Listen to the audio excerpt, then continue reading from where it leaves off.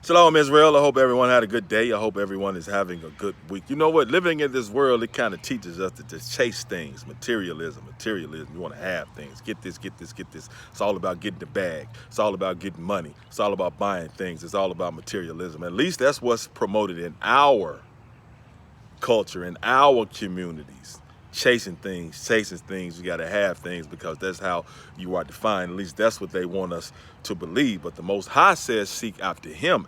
Ask for His wisdom and His love and His understanding and His discernment. Because once you have the wisdom of the Most High, you're basically one of the richest people on the face of the earth. Because we ain't supposed to be chasing material things. We ain't supposed to be chasing riches. Now, the Most High will give us some of those things, but when we're not chasing them and we're actually trying to live according to the way the Most High wants us to live and trying to get His wisdom, because He doesn't give His wisdom away just easily.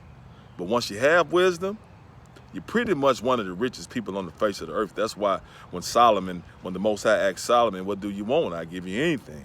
What do you want? Solomon just asked for wisdom to be able to lead the children of Israel. So not only did the Most High give Solomon wisdom, He also gave him all kinds of riches as well. Made them extremely wealthy. But the thing about it is that they want us chasing things. But the only thing we should be chasing is the love of the Most High, or the approval of the Most High. And don't fall into the trick of this world about materialism, because that ain't what it's all about. Now, don't get me wrong, it's good to have those things, but this is not what this is all about for us, Israel. We're supposed to be living according to the laws, statutes, and commandments of the Most High and trying to please Him and seek after Him. Don't chase the riches of the world. Proverbs 28:20. A faithful man shall abound with blessings, but he that maketh haste to be rich shall not be innocent.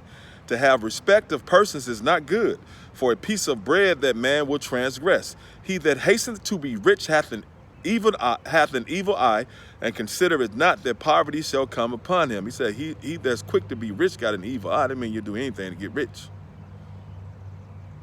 I'm gonna get that bag. I gotta get that loot right now. I hear that all the time. That's all I see. But that's really only promoted in our community for a reason. Because we're really supposed to be contrary to that. We're supposed to be seeking after the Most High. We ain't supposed to be caught up in materialism. I done been around people and be around people with a lot of things. They be unhappy as hell. You see them on TV? Come on, man. Y'all think Floyd Mayweather's happy? Always talking about how many cars he got and how much money he got and how many chains. That's all he talks about. Things. That dude ain't happy, man. But not to call him out, but to call him out. And other people like him. He that hastened to be rich hath an evil eye, and consider it not that poverty shall come upon him. Proverbs 3:7. Two things have I required of thee. Deny me them not before I die. This Solomon writing Proverbs. Remove far from me vanity and lies. Give me neither poverty nor riches.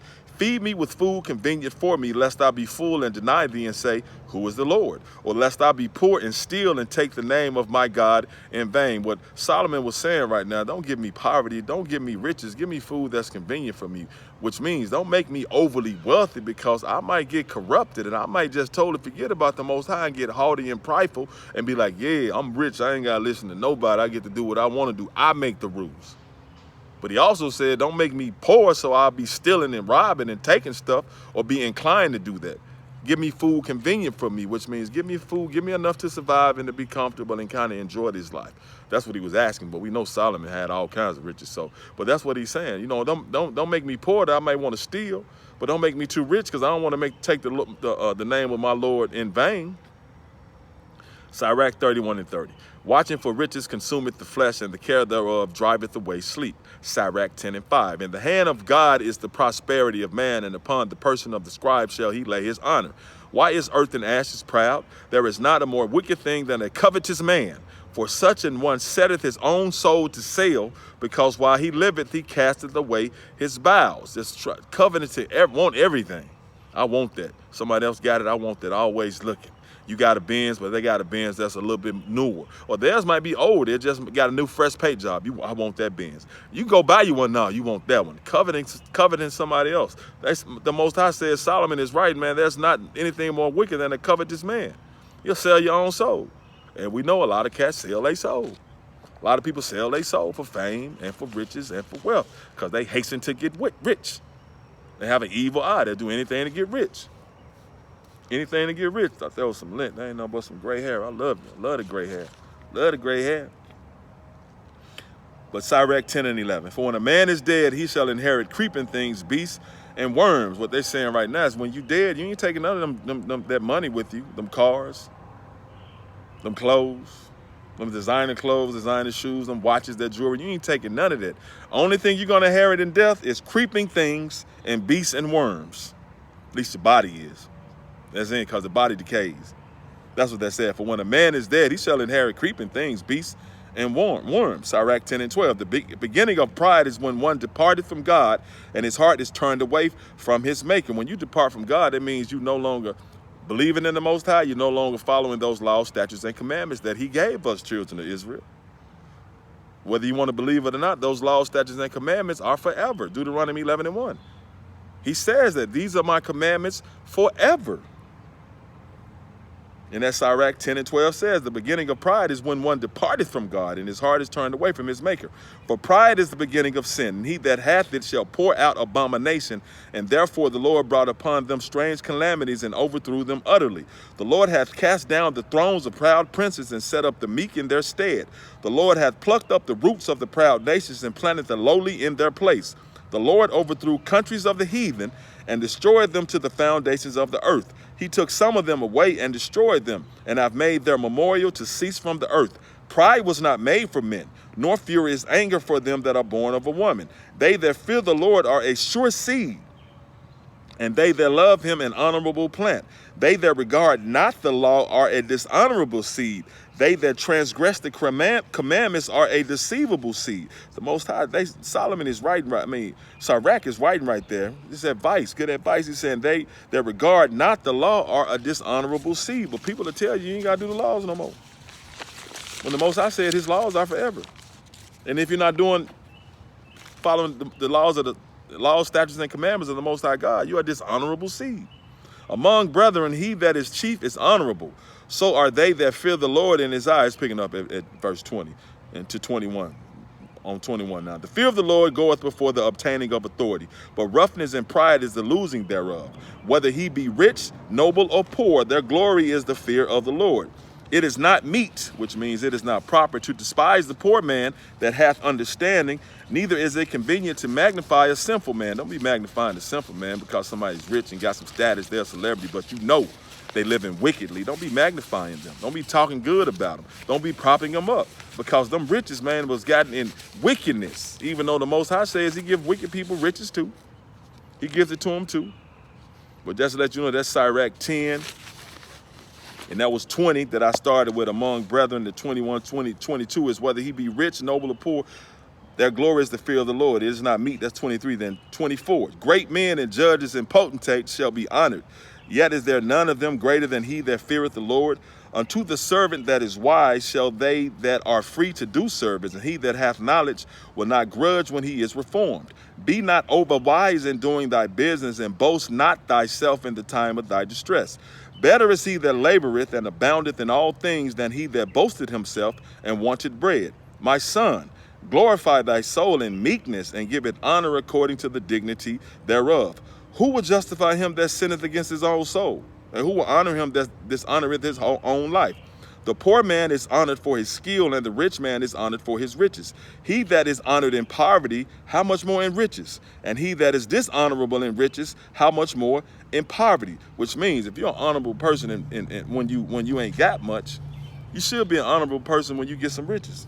But if you're a dishonorable person when you get rich, you're going to be a dishonorable person when you poor. Or if you're a dishonorable person in poverty, if you get some riches, you're still going to be a dishonorable person if you don't change. Repent to the Most High, start following his laws, statutes, and commandments, and living according to the way he wants us to live. Jeremiah 9 and 23. Thus said the Lord, let not the wise man glory in his wisdom, neither let the mighty man glory in his might. Let not the rich man glory in his riches. Mean, don't be bragging. You ain't got to show off. Don't glory in your riches. I got this, I got that. Remember, King Hezekiah did that. And he was considered righteous. But when he showed them servants from Babylon, those soldiers from Babylon, everything, kind of bragging, I got this and I got that, then he was asked, what you show them? Oh, I showed them everything. Man, the Most High finna take all that from you because you were bragging. Don't be bragging. Don't be doing it. Don't glory in your riches. Don't be bragging.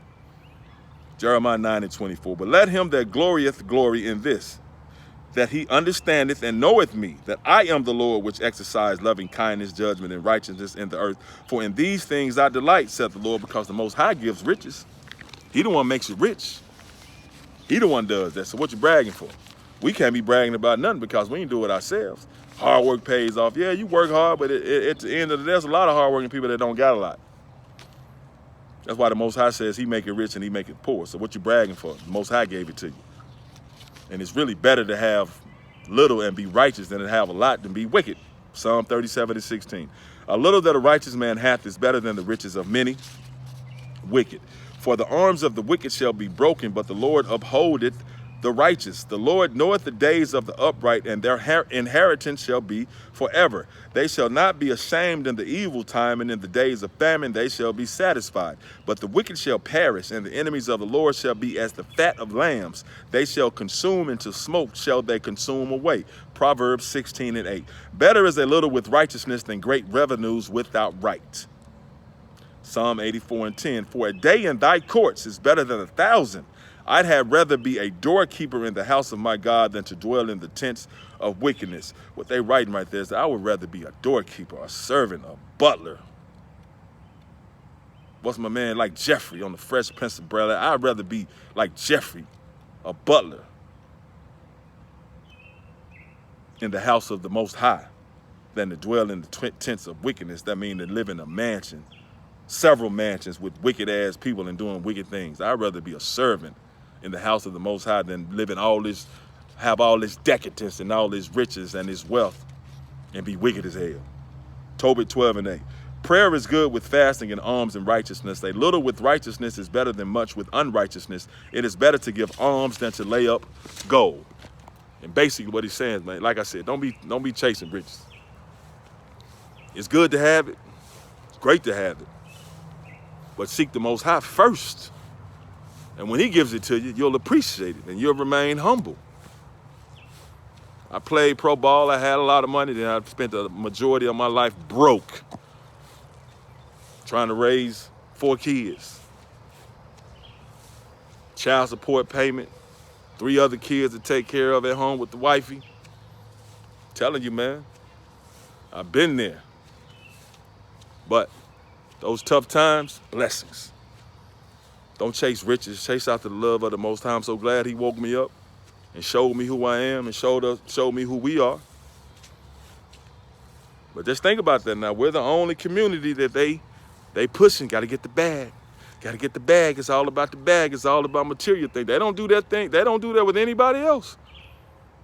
No other race. Just us. It's for a reason now. They want us chasing things, because when we chase things, they become idols. Money becomes idols. Jewelry becomes idols. Cars and clothes become idols. And you're not supposed to idolize anything but the Most High. It's all about trying to corrupt us and take us off path. Keep our eyes on the Most High. Seek him. And I tell you right now, ever since I gave my life to the Most High, even before I knew I was an Israelite, when I told the Most High years ago, I said, look, God, I wasn't calling him the Most High, I was calling him just God. Now I know there's several gods, so fake gods that people worship, and there's only one God. So I just say Most High. I said, look, I'm gonna take my ego out of my life. I'm just gonna trust your process. Ever since I did that, my life started opening up. I just got out the way.